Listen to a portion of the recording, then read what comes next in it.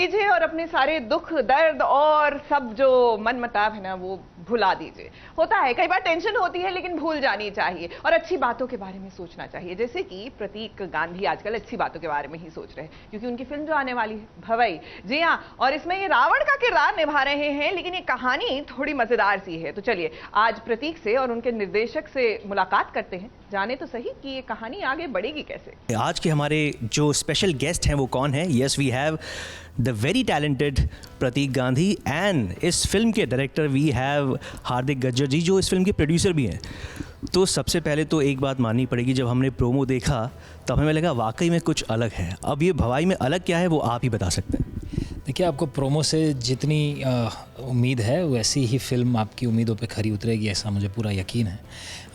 अलग फिल्म इस तरह से है कि जितना आपने डायलॉग्स में देखा, जिस हिसाब का स्टोरी लाइन आपको पता चला है ट्रेलर से, तो एक दो ऐसे एक्टर्स की कहानी है जो कि स्टेज पे एक अलग अलग किरदार करते हैं और बैक स्टेज पे उनकी एक लव स्टोरी है। और समाज जिस हिसाब से इस चीज़ को देखता है या तो शायद तय नहीं कर पा रहा कि रियल लाइफ और रियल लाइफ अलग हो सकती है, और उसी के बारे में पूरी फिल्म है। और बाकी तो आप जैसे इसको देखेंगे आपको और मज़ा आएगा। वैसे हमने भी जब इसका पहले वाला जो ट्रेलर जो टाइटल था वो सुना था तो हमें लगा प्रतीक और रावण, मतलब, और उसके बाद ट्रेलर आया तो बंदा एक्चुअली राम बनना चाहता है लेकिन कुछ और हो जाता है। तो ये जो आइडिया कैसे आया, और अगर थोड़ा सा क्लू दे सकें कि ये राम रावण कैसे बन रहा है? राम रावण कैसे बन रहा है वो तो पिक्चर में ही पता चलेगा। आइडिया के बारे में मैं बता सकता हूँ। हम लोग ना बहुत जगह घूमते हैं, चीज़ें होती है, काम करते हैं, बातें करते हैं, तो कई बार हमें ना कई इंसानों के ड्यूअल शेड देखने मिलते हैं कि अगर आप देखने चलते हैं कि इंसान आपके सामने बहुत अच्छे से बात करता है, दूसरा तुरंत ही स्प्लिट पर्सनालिटी में कन्वर्ट हो जाता है। तो जब समझने का ट्राई किया मैंने तो एक समझ में आया मुझे कि राम और रावण दोनों अंदर ही है। जब तक आप उसे समझोगे नहीं तब तक वही निकलता रहेगा। तो आपको राम निकालना है या रावण निकालना है वो आपके ऊपर डिपेंडेंट है। तो आइडिया का जनरेशन यहाँ से हुआ है बेसिकली। और एक और इंटरेस्टिंग चीज़ है इस फिल्म के साथ, वो ये कि प्रतीक का एज लीड बॉलीवुड डेब्यू है और आपका भी एक तरीके से फर्स्ट एक डायरेक्शन है। तो दोनों जब वो एनर्जीज़ मिलती हैं कि हमें कुछ अच्छा करना है, कुछ नया करना है, तो वो एनर्जी सेट पे कैसी थी? कभी आप इन्हें कुछ बता दें यार ऐसे नहीं ऐसे करते हैं, और ये वो क्या होता था उसमें? मैं तो पर्सनली ये मानता हूँ कि फिल्म मेकिंग बहुत ही कोलैबोरेटिव प्रोसेस है और आइडिया कहीं से भी आ सकता है।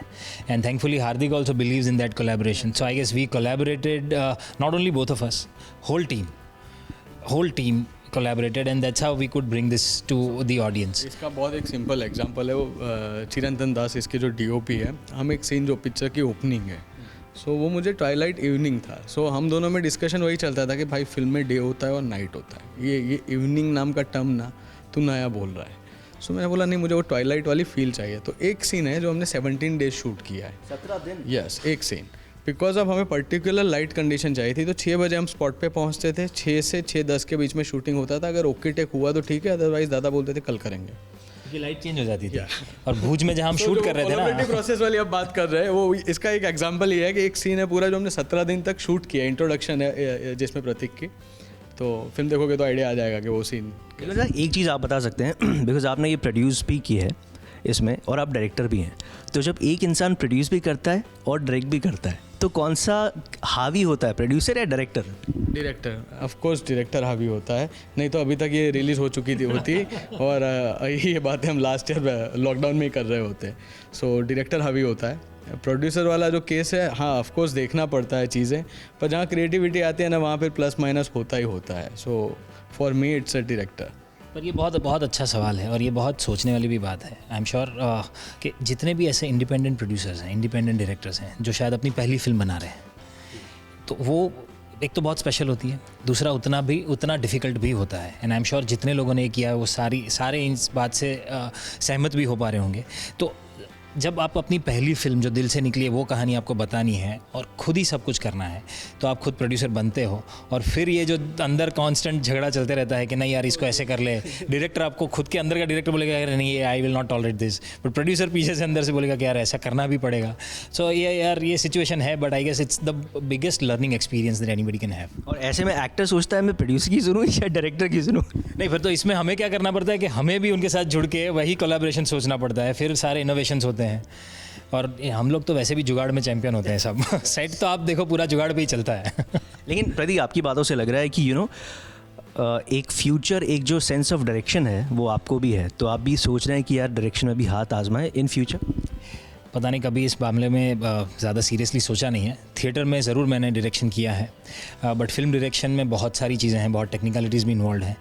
तो अभी तो पता नहीं, शायद देखेंगे आगे कुछ सीख लें ऐसा, और कभी कोई ऐसी स्क्रिप्ट आ जाए जो मुझे करनी होगी तो क्योंकि जो पिछला साल था वो कई लोगों के लिए बहुत अजीब था, लेकिन स्पेशली कुछ ऐसे चुने हुए लोग थे जिनके लिए वो वाकई में वो ईयर था जो शायद एक ड्रीम होता है, आपके लिए वो साल था।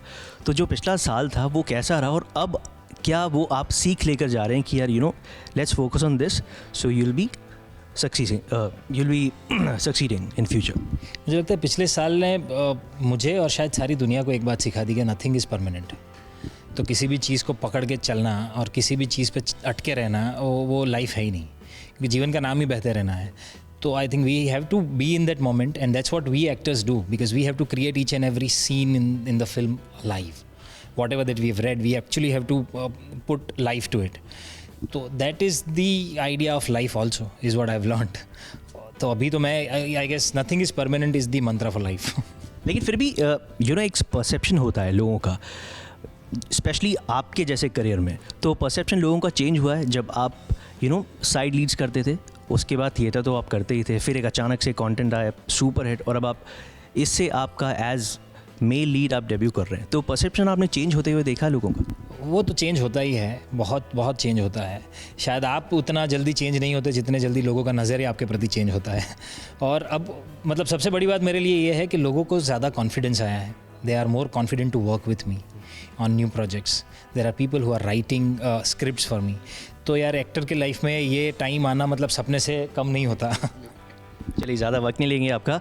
आपसे जानना चाहते हैं कि फिल्म अक्टूबर 1 वीक में रिलीज़ हो रही है, इसका एक यूनिक, एक एक्स फैक्टर कि क्योंकि मुंबई में फ़िलहाल थिएटर्स नहीं खुले हैं, लेकिन आउट ऑफ मुंबई जहाँ पर भी हैं वहाँ लोग जाकर देखें, और क्यों जाकर देखें, एक्स फैक्टर आप बता सकते हैं?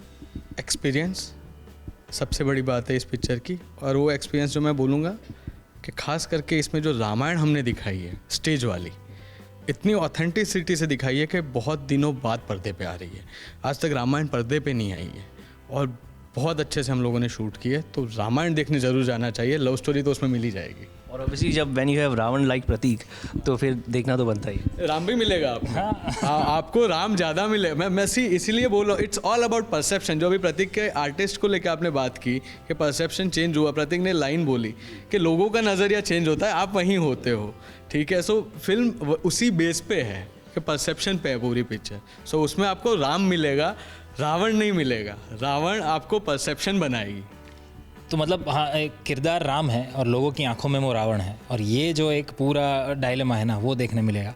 पर लोगों को क्यों देखने जाना चाहिए, तो उसके कुछ रीज़न में एक रीज़न ये भी है कि बहुत समय से हमने शायद थिएटर में जाके ऐसा ग्रैंडियर वाला कुछ नहीं देखा है।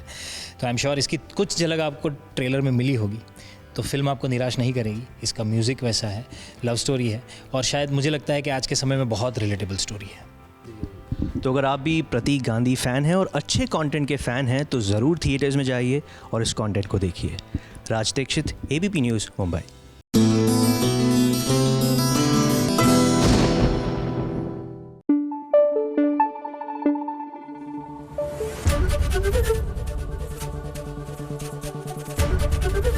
ABP न्यूज़ आपको रखे आगे।